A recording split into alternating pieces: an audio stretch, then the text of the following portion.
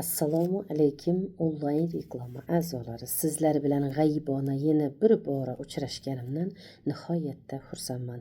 Bugungi temamiz bizga shunaqa bemor murojaat qildi.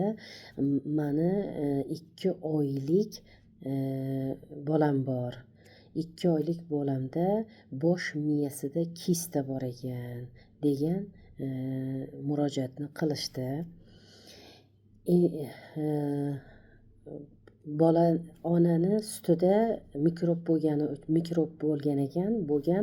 Mikrob bo'lganligi sababli emizishni ham to'xtatib kashalarga o'tirilgan ekan.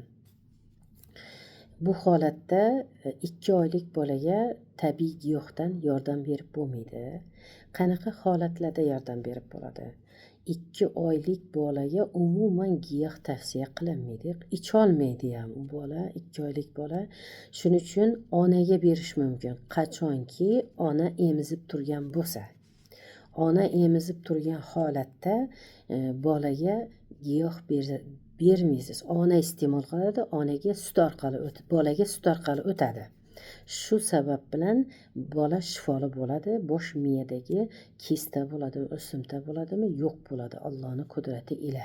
Bizning Nur Aziz sog'lomlashtirish markazimizda tabiiy giyohlari yordamida 2 oylik bolalarga ham shifosi bor. Qachonki onani emadigan bo'lsa deb tavsiya qilamiz. Agar onani emmasa, unga shifosi yo'q.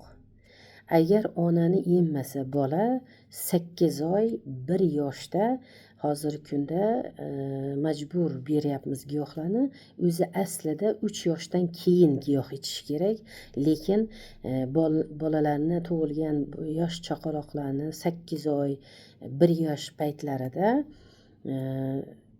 kelgan bo'lsa, shu holat 8 oy 1 oylik bo'lgan bo'lsa, majburan shu tez sudirgi berib, bola bezovtalanib, qiynalib turganligi sabab 8 oy 1 oylik paytida ham, 1 yoshlik paytida ham, 8 oylik 1 yoshlik paytida ham tabiiy giyohlarni berishga majbur bo'lyapmiz. Chunki tez sudirgi tutib qoladi. Bosh miyada o'simta bo'lsa ham, kista bo'lsa ham. Shunaqa holatlarda majbur giyohni tavsiya qilamiz. Endi kattaroq yoshda bo'lsa, unda o'ziga beramiz. O'zi iste'mol qiladi. Eng jiddiylashgan holatda 8 oylik 1 yosh bo'lsa ham beramiz. Undan kichik bo'lsa onasiga beriladi, emib turgan bo'lsa. Emib turmagan bo'lsa, undan kichik 8 oydan kichik bo'lgan go'daklarga biz lechina bermaymiz.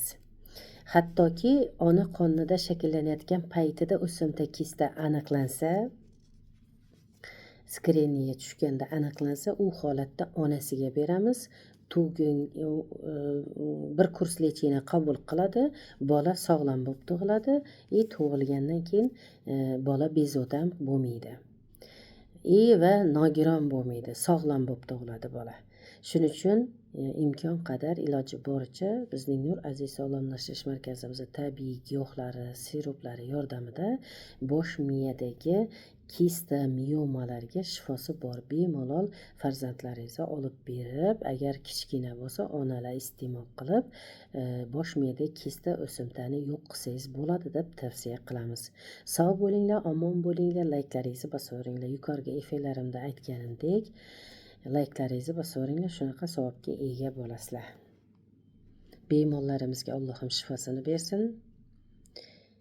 Sog'lom insonlar hech ham bemor bo'lmasin deb Allohdan so'rab qolamiz.